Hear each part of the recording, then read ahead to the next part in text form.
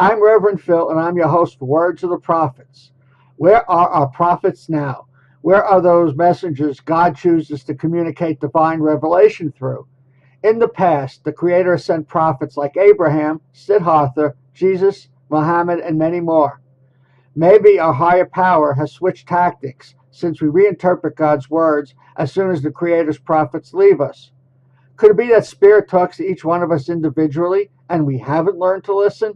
On Words of the Prophets, our modern prophets show us how to find the internal prophet that is the I Am, and we discuss the application of spiritual principles in all aspects of our lives.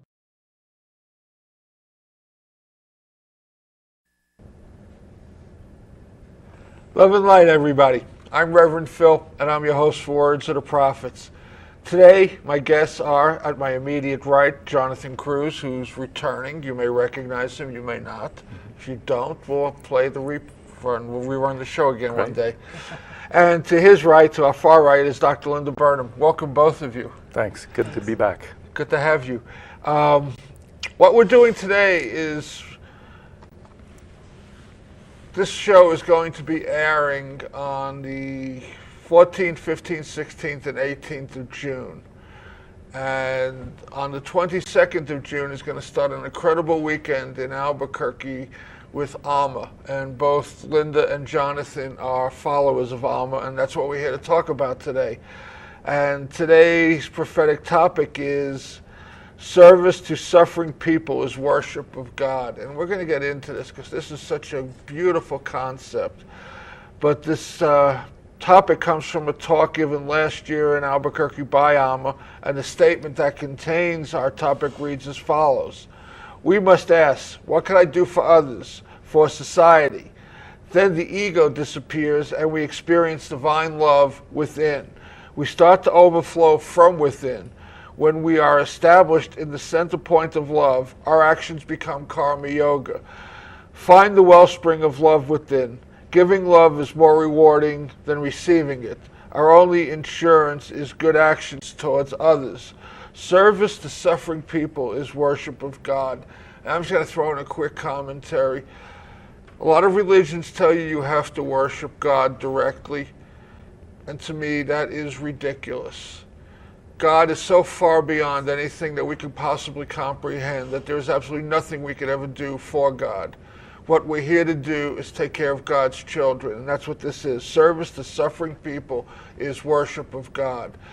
And we're going to talk about this topic and how it all applies to Amma. But before we do, how about both of you briefly just like introduce yourselves and little backstory as how you first met Amma and what it means to meet Amma, and you know what I'm saying. Linda, why don't you? God, I moved to Santa Fe in 1990, and when I did, one of the first things I became aware of was that there was this hugging saint coming to Santa Fe, to an ashram in the hills off Old Santa Fe Trail. And I came from a spiritual background. I was interested in all religions, and I felt I should experience a Hindu experience. And someone who hugs you, why not? So I, that year, went up to the ashram. I think it was 1991. And big tents, lots of people, wonderful energy. And this very small, maybe 4'9", 10, maybe, little Indian woman was just welcoming everyone up, and she would hug them, take a moment to hug them and whisper in their ear. And I loved it. I thought it was very sweet. And thereafter, I brought groups to Santa Fe because I lived here now and brought my business here and would bring people on spiritual journeys. I would always make it around the end of June because I knew that Amma was going to be here. And I would bring my groups up to Amma every year. And I would introduce people to something that they had no point of reference with at all, had never seen, had never experienced. Both the Hinduism, both this lovely woman, both what in those days was a magical hug. Because what I saw transpire as she hugged people, they would melt, they would become genuinely vulnerable, there would be a glow around them. They would leave her arms, and there was an energy in the tent and in the area where they were prepared food that was just so beautiful under the open stars. Everyone was so good. They were just so good. And so I loved bringing my groups up, and I brought my groups up there for years and years. And then I decided to go to a retreat. A dear friend of mine had said, why don't you come? It was at La Fonda, and why not? It's in town. And with my first retreat, my heart was more deeply touched than ever. And I believe I began to love this being profoundly, and feel that she's really moved my life in incredible ways. And it's all about goodness. It's all about life. It's all about service. But service in the manner that actually helps, that's functional, that's practical, that makes a difference. Not just thinking you do good things, but really doing good things, putting your body, your mind, your money behind what you believe. And at this point, I go to a retreat every year in Albuquerque, and the last 6 or 7 years, I've had to get myself to Detroit as well in the winter, the cold, icy winter, and be with her in Detroit. I love her. I love what she does. I'm always profoundly moved by what humanitarian efforts she has made in the world every year, what steps she has grounded all around the world. And I just love her. I love what she does. 2 questions. You say she whispers in your ear. Do you know what she was saying to you? She says, my data, my data, my data, my data, my data. Now, whether that is Hindu, Malayam, or whether she's saying my daughter, I think it's my daughter, so I'll take that. And then she'll say, mama, mama, mama, mama, mama, mama, mama. And it can be either one, it can be both. But it feels very much like she's saying it to me. And she may say it to everybody, but I really feel she says it to me. I hear it deeply in my being that way. Do you sense the voice is as much a transmission of the energy as the hug is? I absolutely do. And I have friends who are born in other countries. I have a good friend who's Venezuelan, but has been in this country since she was 10, but her native language is Spanish. And so one of the things we're asked is, what is your birth tongue? What is your native language? And when she goes up for darshan, Amma actually says it in Spanish. You know, Hinduized Spanish, but Spanish. And it moves something so deeply in my friend because it's the language of her birth. And it really does change. I have friends in Germany. I have friends in Switzerland. You know, and each one of them, when it's their birth language that she talks to you in, it's amazing. It does something different. So you're right. It's the transmission of sound that's unique to the person. Even if the words are the same from person to person, there's something that goes home. It's quite remarkable.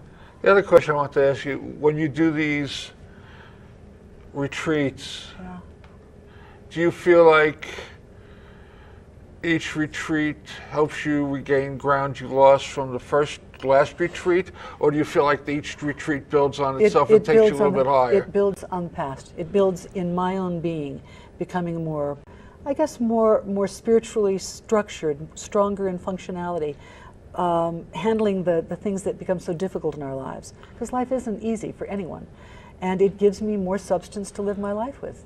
And it helps me ground it, so I actually live it, not just think it. You know, put it into practice with my family, my friends, my cohorts in difficult situations. How do you actually come forward and bring a resolution into a difficult problem? You got to do it. You got to act. But if you have it from a wealth of heart, it makes that acting far different. From a place of love. She gives that. It builds. I've been seeing Amma now since 1991. So, and I've really been utterly devoted to her and her love probably since 97, 96.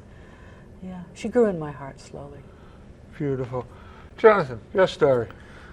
I met Amma in 1989. I had just come out of an Eastern style monastery for many years where we were meditating 8 hours a day. And my spirituality was a little dry.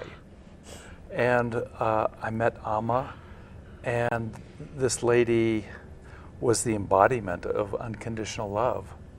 And her philosophy is pray, love, and serve. And for me, it just expanded my whole concept of spirituality into not just sitting by myself on my own, but actually bringing this consciousness out into the world and serving humanity. And so this quote that you read is really a perfect summation of where I've been taking my spiritual path. So it's the concept of really getting out and doing something. That's right. Absolutely. You know, that, and I hear what you know, one of my teachers, and I won't get too deep into this, but it was a channeled entity, and he chose to come back as a channeled entity because in his lifetime he was like preeminent meditator. Spent 23 hours a day in a cave meditating, came out for some water and berries and go back into the cave. And as he tells the story, you know, when he finally passed over, he goes through this life review.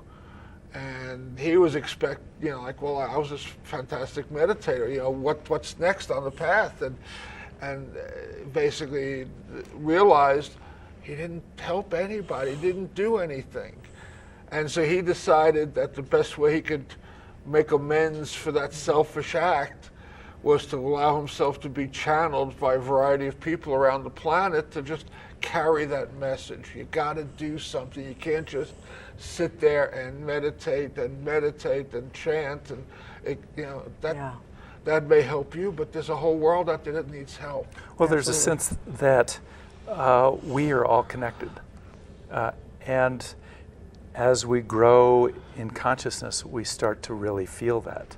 Our hearts open up, and then we realize, how can we be happy if people around us are suffering?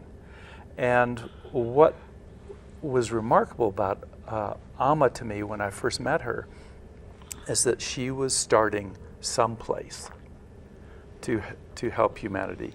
In the beginning, her projects were small, and now they're vast. And she's just, what she's saying is we can all start somewhere to make the world a better place. The other thing that stuns me is that she actually has created a world community. She hugs all over the world. Every country, every culture, every religion, every perspective you can imagine. She brings them together. And so, you know, I'm here in Albuquerque. I go to Detroit. I have clients in Europe. I send them to Switzerland. I send them to Frankfurt. I send them to London. You know, many will go to India. I will meet people everywhere of every color and persuasion you can imagine, and they know Amma. And it's like you see the world. When you get on for darshan, in a single darshan, morning and night, you see the world. You'd see everybody that we have in New Mexico in that hall, maybe 2,000, 3,000, 4,000 people. They're all there. And it's together. And then I can send them anywhere in the world, and they will see the world there. So in her arms, even when there's not darshan, she's holding a world community of people who love and who care and who want more for everybody on the planet. It's fabulous. And Linda mentioned the word darshan. That is just being in the presence of a great saint. But Amma isn't just a great saint, fully realized, but she's perhaps the world's greatest humanitarian. I mean, that was, you know, we're going to get into a lot of the humanitarian things that she sponsors, so to speak, and overseas, but getting back to the hugging, because I mean, that video that you gave me the link to, I don't know how old it is, you know, if it's this year or 5 years ago, but I mean, 31 million people, they estimate, have been hugged by her. In one set of human arms. Yes. And then they showed the picture of, at her ashram in India, and it was like 35,000 people there, and she was not going to leave and not going to stop until she hugged each one of them. And that's not just in her ashram. That's pretty normal in Southeast Asia. If she's in Malaysia or some of the bigger states, people will walk for days in those countries to come, and they'll say, oh, the stadium can hold 20,000 people, so we'll close the doors. And there'll be 20,000 people or 30,000 people out the doors. She will open the doors. Yeah. She will welcome them all in. I always get a little choked up. She'll actually hug for 24 hours straight. And we're talking no stopping. Without getting up, without eating, nothing. Maybe and then water. she'll get on the bus and travel to the next city and do the same thing. It's stunning to see a human being actually give that much and stay so clear and fresh and heartfelt. With these hugs, I know you talked about your experience. Is there history or that people come to her, like you see these things on TV, they come in crutches and they throw their crutches away and walk away, do they get healed from the physical ailments by just hugging her as well? I think when the karma is up, then they surrender the disease. So there's been a lot of remarkable things happening around Amma, but the most remarkable thing is that when someone comes into her arms, she sees them through the eyes of unconditional love. And you know it. And grown men who are skeptical, whatever, they'll get a hug and they'll start crying. Because the vast majority of people, maybe no one, has ever been seen through the eyes of unconditional love. It's a rarity on this planet. I have a young client. I first sent him to Amma when he turned 20. He's a young man whose family has a genetic disease that's crippling. And at the age of 20, he'd had half his lung removed and 3 open heart surgeries at that age, each time facing death. And he was in a lot of pain. It's hard for him to take a breath. Every single breath is a struggle for him, and yet he's 20, he wants to be a big man, he has a tiny chest, He's an amazing young man, but with a lot of challenges. And I sent him to see Amma in Europe, and he was having a bad day. He'd gotten a flu, so that compounded everything. And yet he heard me, and he said, okay. He got himself on a train, took a 2-hour train ride, got to this place where Amma was, and he didn't know how to do, if you have special problems, you get special seating, but he didn't know about that. He waited in line like everybody else. It was grueling for him. And he said, after he was done, he called me when he got home, he said, Linda, I was out of pain for hours after that hug. I haven't been out of pain since I can remember feeling, right? He said, if I could have stayed more hours until she was done, I wonder if all my pain could have been gone. But he had to get on the train and go back home. It was amazing to have this young man, his first spiritual experience, come to me and say that. And it's remarkable. He'll go to Amma any chance he gets, that he's physically able. That was probably the closest miracle experience I've had, because for that young man to be out of pain, even for 5 minutes, let alone hours, unbelievable. That's beautiful. Unbelievable. Let's give everybody a little Amma story. I mean, in terms of who is she, how did she become this person? Well, some people feel like she was born this way. From a very early age, she was concerned with the suffering in her village. She came from a poor fisher village in South India, and people around her didn't have enough to eat, so she'd go around and collect food. Sometimes when they were really impoverished, she would take some jewelry from her family and pawn it to feed these people. There are many stories about Amma's selflessness, and people ask her why she hugs, and she says, you can't ask why a river flows. I hug because I love. And it's unique and beautiful in this world, and yet she's just showing us all that we have that potential. I got 2 quotes here from her that I just love. One of them, if it's one man's karma to suffer, isn't it our dharma, which is duty, to help ease his suffering and pain? And then the other one was, a continuous stream of love flows from me to all of creation. This is my inborn nature. The duty of a doctor is to treat patients. In the same way, my duty is to console those who are suffering. Beautiful. Yeah, I mean, beautiful stuff. I mean, and from what I was reading, I mean, she was born this way. I mean, it wasn't like she went and studied with somebody for 20 years and locked herself in a room and did the self-realization thing. This was just there. Yeah. And great saints will come to her for her wisdom. So she's renowned throughout India as a fully enlightened being, and as said, a great humanitarian. So this started in the village and just started to grow and grow and grow.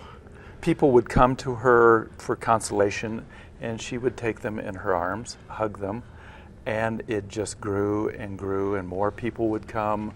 And of course, for an Indian girl to be doing this, and particularly for touching men, that was quite verboten, and she got a lot of resistance from her family and from her village. But it became clear that she had a mission, that she was meant to do this. Larry, you wanted to say something, so I just... No, I'm fine, thank you. Oh, okay. I mean, one story I heard was she actually started doing this with animals, cows. Oh, yeah. You know, I mean, and it was just a natural thing that she didn't understand or know that this wasn't what everybody did. You know, she's basically lived her life to set a new path for women in a way.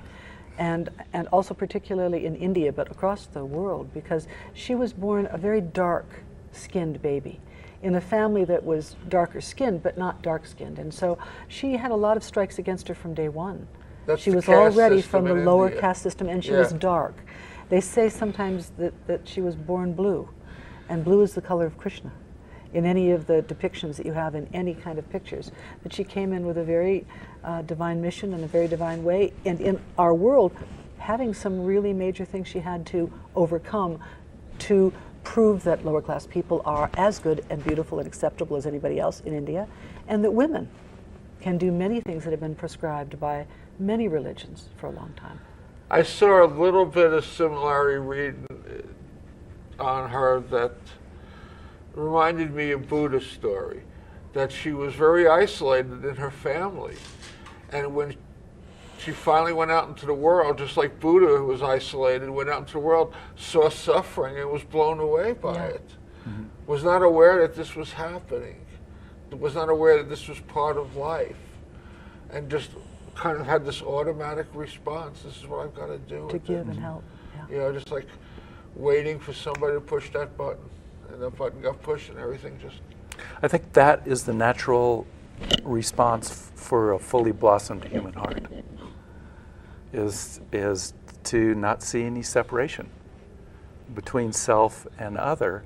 And so when the other is suffering, there's a natural, innate response to help alleviate that suffering. I mean, I was watching this video, and I was moved to tears. It was so beautiful. But I mean, you used the phrase "a fully blossomed human heart." Mm. Can you point out others? I mean, I'm just like, I haven't had a chance to do much research, but I mean, this woman is unique. I mean, I cannot put my, you know, I mean, Mother Teresa to some extent, maybe. I don't know. You know, I mean, as your experience, you know, anybody you can put your... You know, there are a lot of people that are starting from where they're at, and assisting in whatever way they can. And Amma's inspiring everybody to do that, to start from where they're at.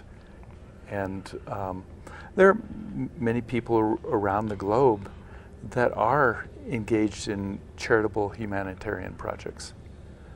And Amma is inspiring people to do it more. Yeah, I mean, there was, I don't know, that 12 or 15 categories they were starting to break down as to what she does.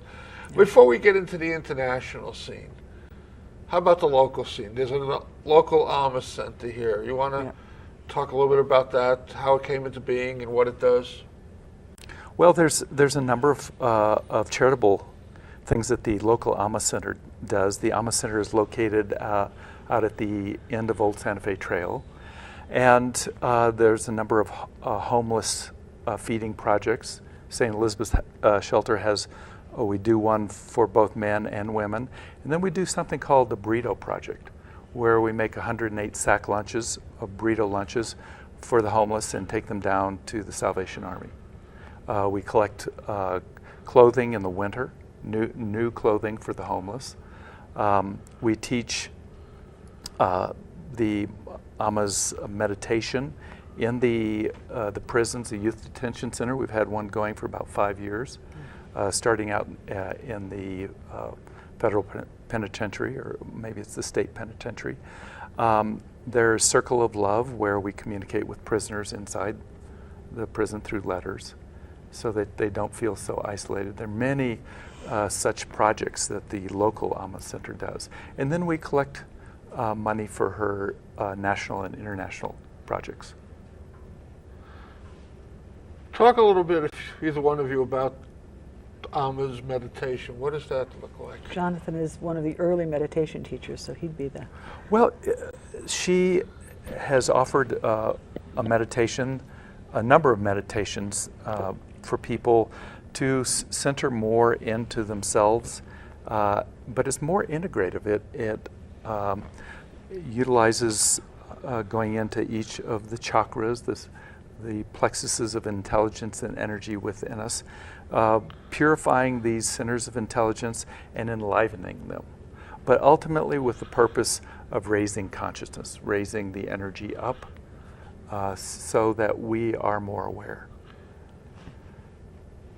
What does she say about the source of this meditation? Where is this just another one of those things that just a knowing, this is what I have to do in terms of this is the way I should be meditating, this is what I'm going to teach, or how did this evolve? Well, about 25 years ago, she was sitting on the beach, or right outside her ashram, and she cognized these two different types of meditation. She brought out one immediately, and then she waited on this other one called the Integrated Amrita Meditation. And she brought it out, that one, about 6 or 7 years ago, and has been teaching it. And then she makes an abbreviated form of that available. We call it IM for organizations, or IAM 20, which means it's a briefer meditation, 20 minutes for the whole thing. As opposed to? The other one is a little bit longer, about 10 minutes longer. Okay. And we've taught it in the youth detention centers, and they notice a definite difference of the young kids who do it. There's less rule infractions. The people who administrate the youth detention center have said that it does work for them, the ones who practice it. And so that's why they keep inviting us back. Is this what happens at the retreat? I mean, not everybody's going to be able to go to the retreat. What happens there? You want to talk a little bit about the retreat? Well, when Amma comes, in all of the cities she comes, she does public programs.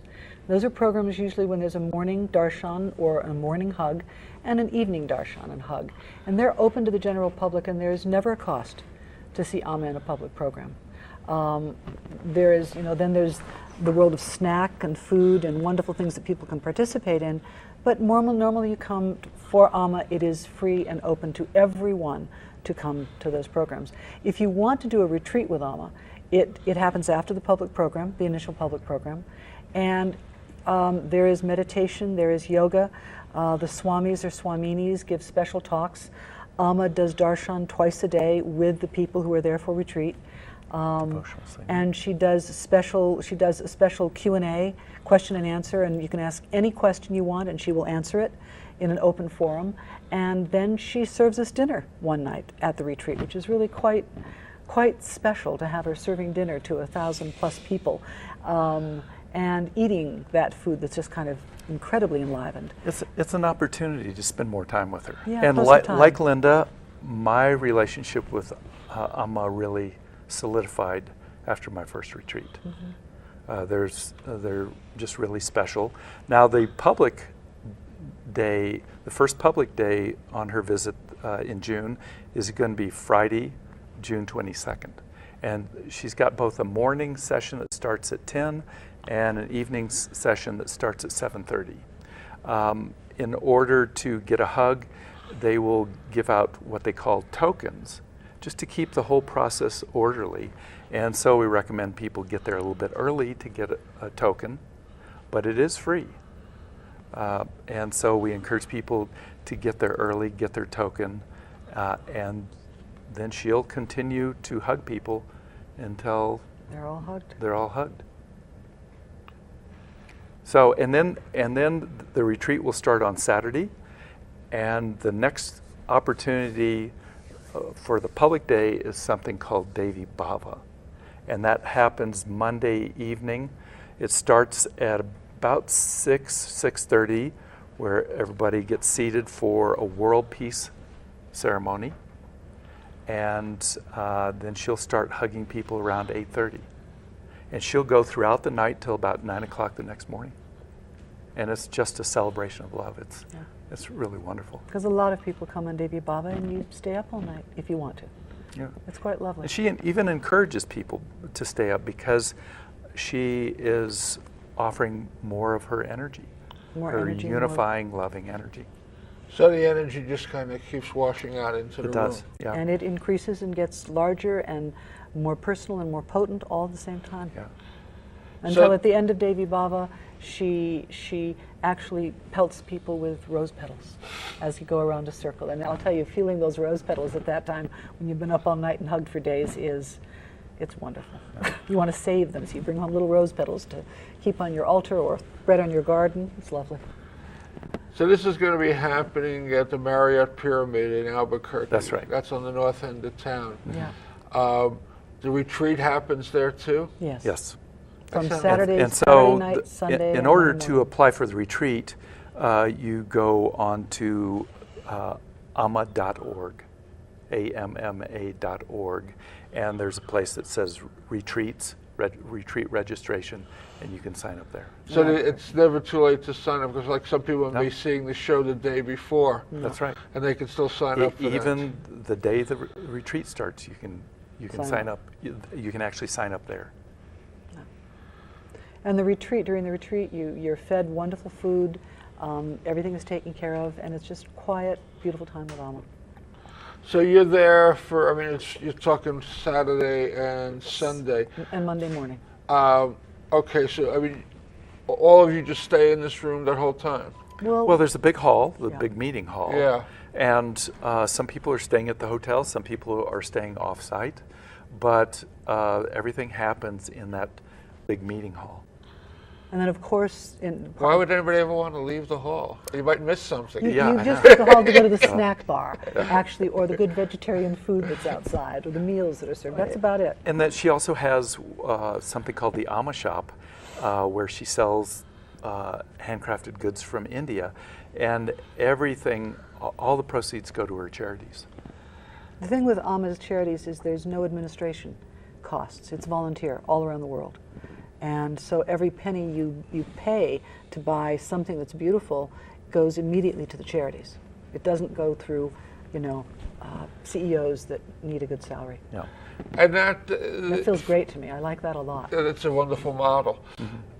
In That's- fact, okay. it's such a good model that the UN has praised Amma's organization for the efficiency with which they go into whether it's disaster relief or some other project, and they're on the ground, set up, ready to go immediately, and all the funds that get channeled into the disaster relief, everything goes into it. There's not overhead in terms of paying salaries because people work for free.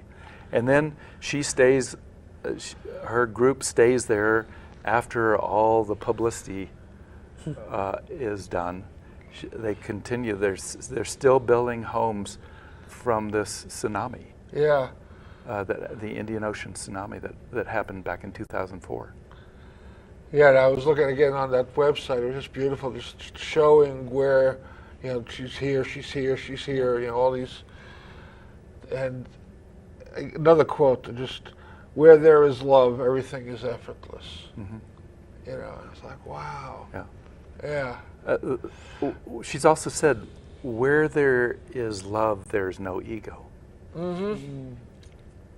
That's, to me, that strikes to the heart of Yes. things. getting out of oneself, getting out of the way. And her humanitarian efforts, as you saw, they're not just in one area. They're in every area, from women's rights to housing to research to home care, which is what they call their orphanages. It's education for men, women, for vocational training, for higher education, medical hospitals, dental facilities. It's what's necessary to live a good life. She is moving in every direction and inspiring all of us to do the same. Mm-hmm.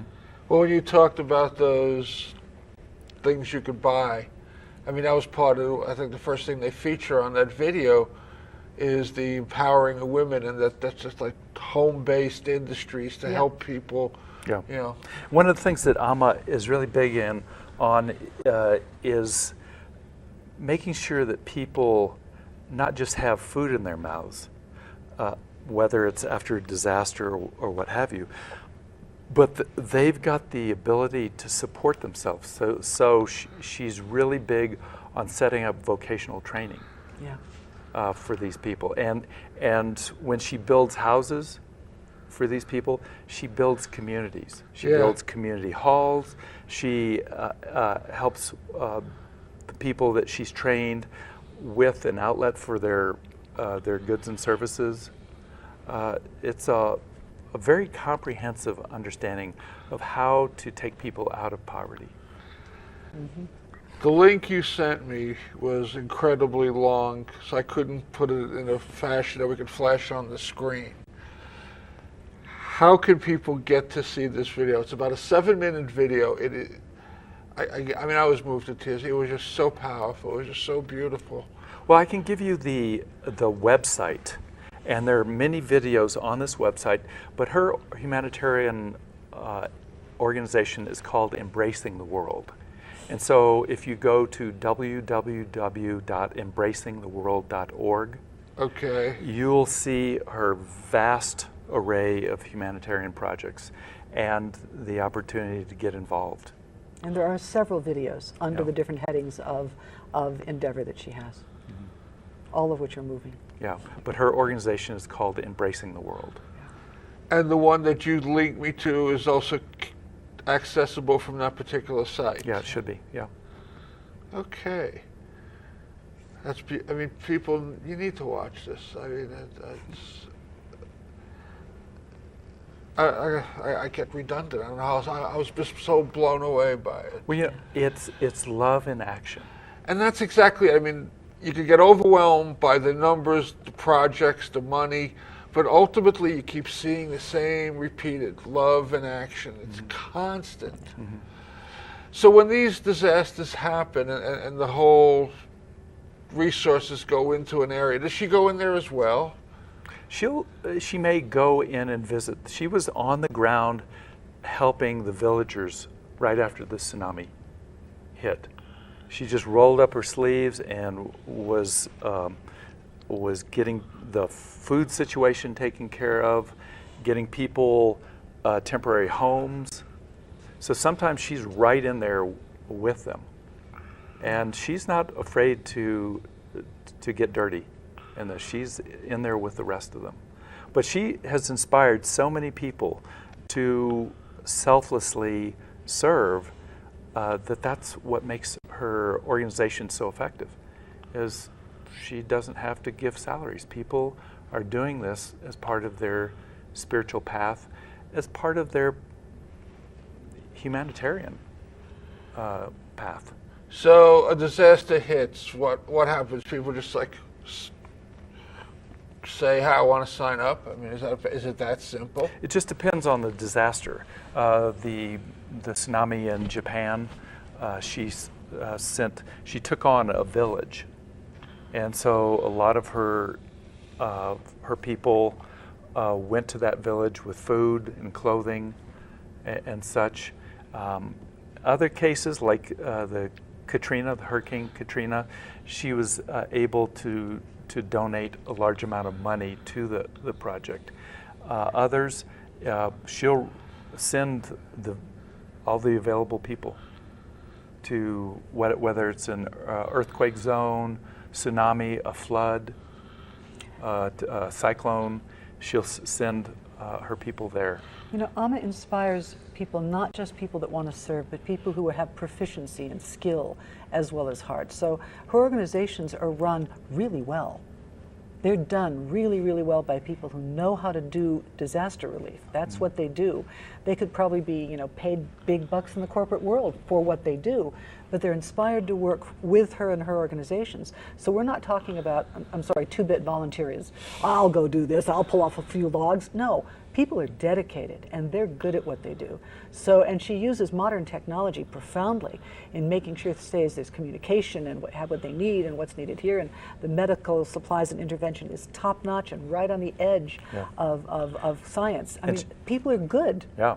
But she's got one. I don't know, she's brought good people together. And good she's people, built one of thousands. the highest tech hospitals in India. It's called AIMS. And people can go there and get served for free, these poor Indian people. And then she's got all these satellite hospitals and clinics that she set up. And she even has a technological research organization that develops a lot of the stuff that they utilize. And if my memory serving me, it was creating that traveling bus that goes into little villages and does a complete health care, you know, out of this little bus. There's biomedical research. There's all forms of research that are really devoted to helping administer this organization's desire to bring people out of poverty.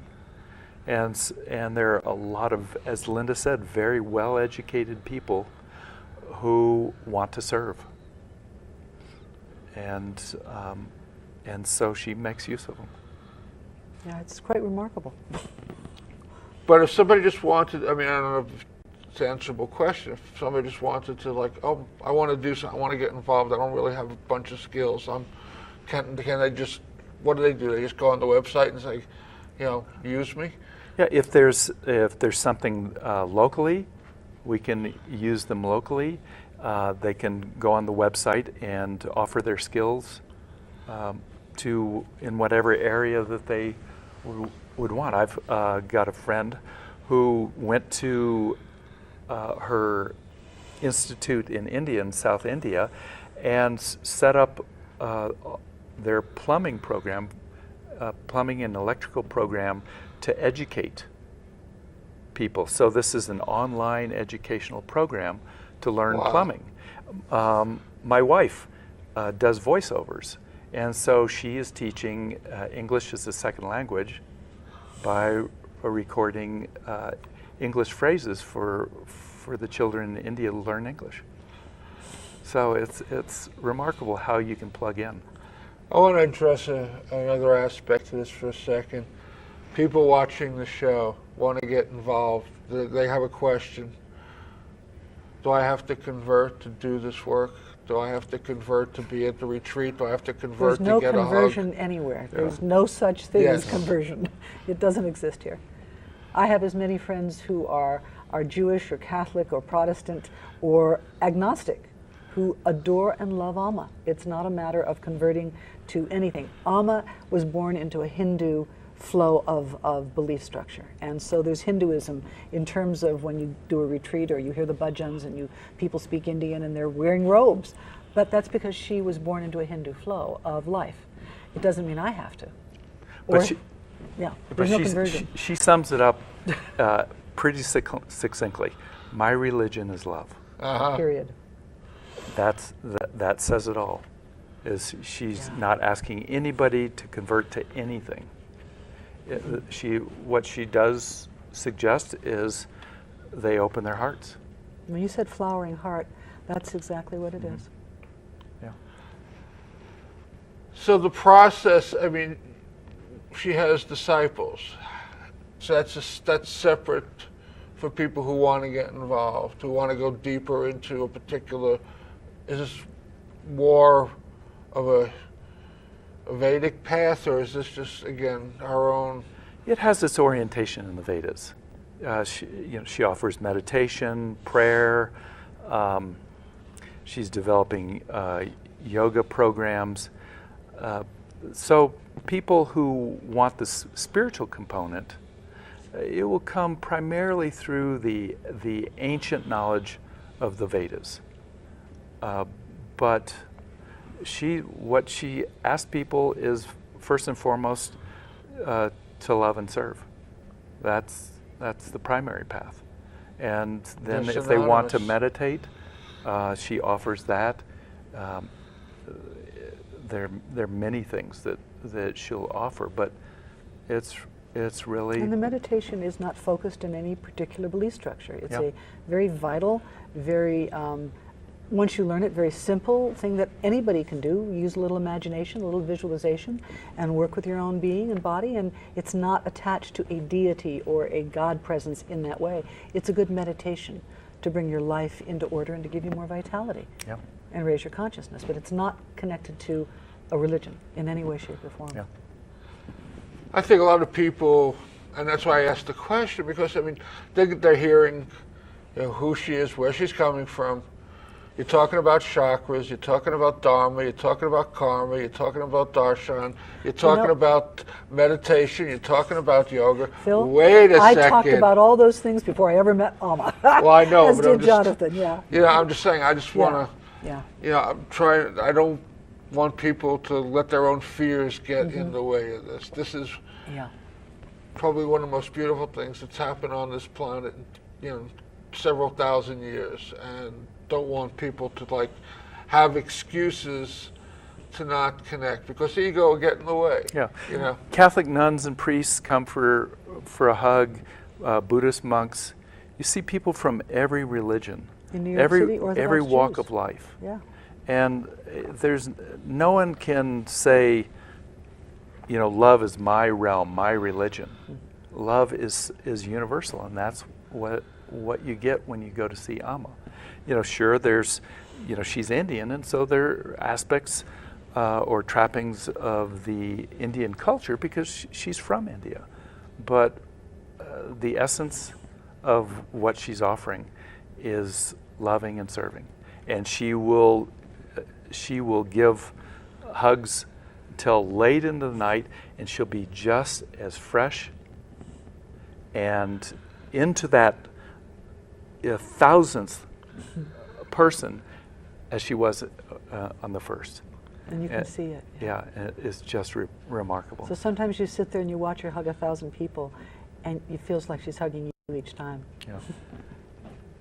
Does she talk about how this is sustainable for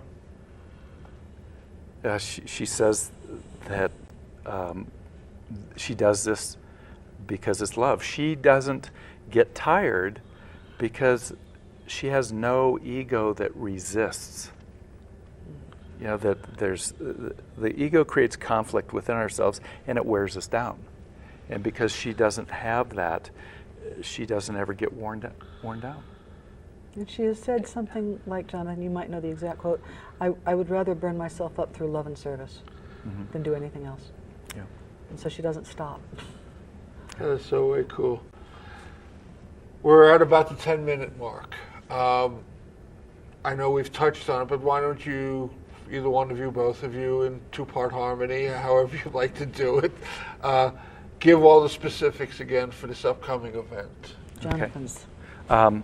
So the first public day, which is free, there's going to be a morning and evening session on Friday, June 22nd. And this is at the Marriott Courtyard. At the Marriott Pyramid The thing Courtyard. looks like, Looks like a pyramid. Pyramid, It's right. right on I-25. I-25. Can't miss it. The exit that you take if you're coming from Santa Fe is Paseo del Norte. Yeah. And you just stay on the access road. Then she'll have the retreat from Saturday, Sunday, and Monday. And then Monday evening, is the next free public day open to everybody.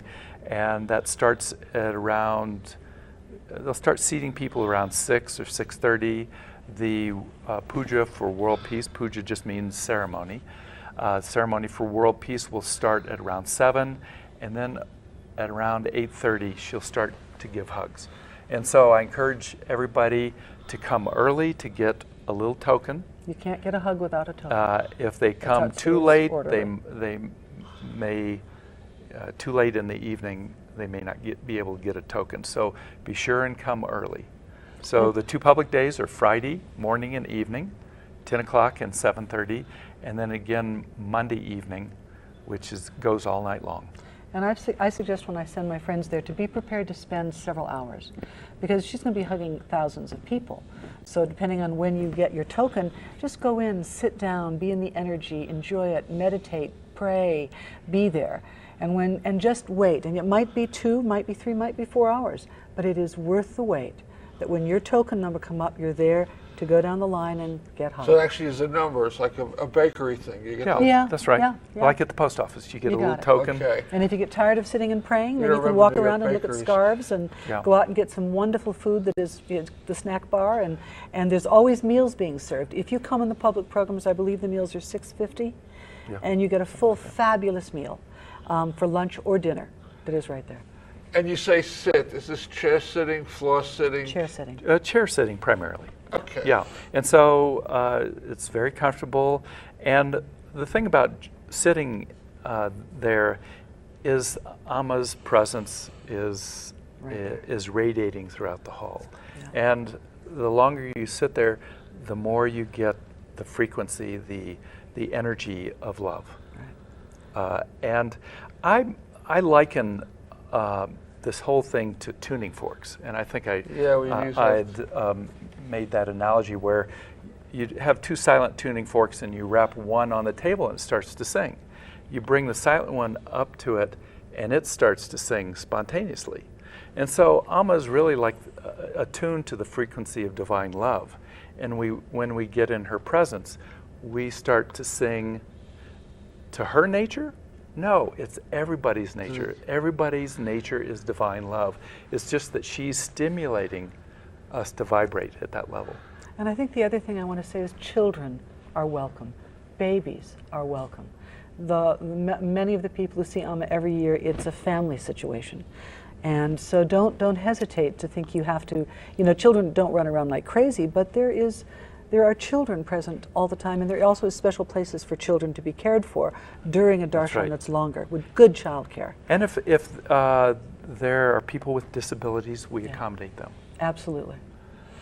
It must be wonderful to watch people going up and watch the transformation as they go up and they come back down again. It is. It is remarkable. Absolutely, Phil. As I said, grown men will start to cry.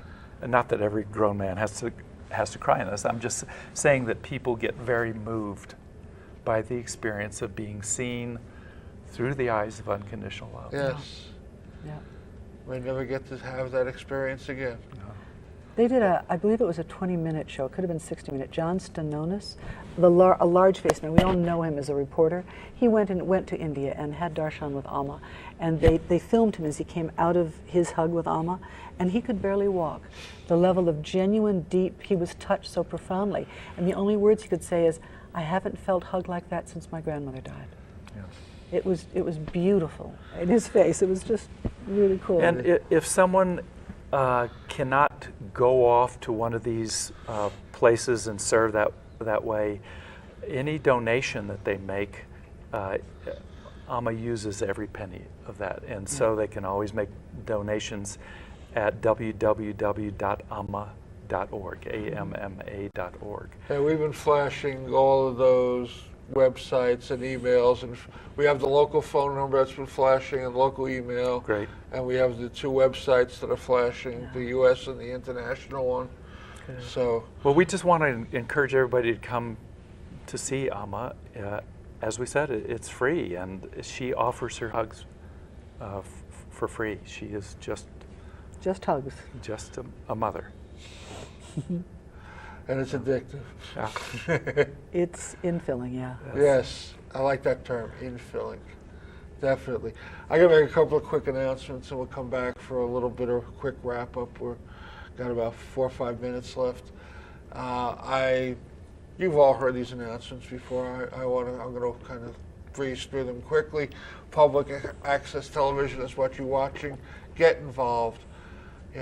Contact me. I'd love to hear from you. Questions, maybe a show, topic you'd like me to do. Maybe you'd like to do a show with me. reach out. Would love to talk to you. This is the public. We're here to serve you. You're not here to serve us. Speaking of service, I am a counselor. I do spiritual counseling. I work on a strictly donation basis. Anybody who thinks that they need help with a problem, whatever that problem is, spirit is the answer. We're not going to solve our problems with the same instrument that creates them. That's our best thinking. That's our ego. So if that sounds like something that you might be interested in, contact me. Like I said, it doesn't require you to put up any money whatsoever. And also, like Amma, I'm not here to convert you to anything. There's a universal spirit that is at work here, and religions are all trying to tap into the same thing, but that's another show for another time. The message is, as it's always been, service to suffering people is worship of God.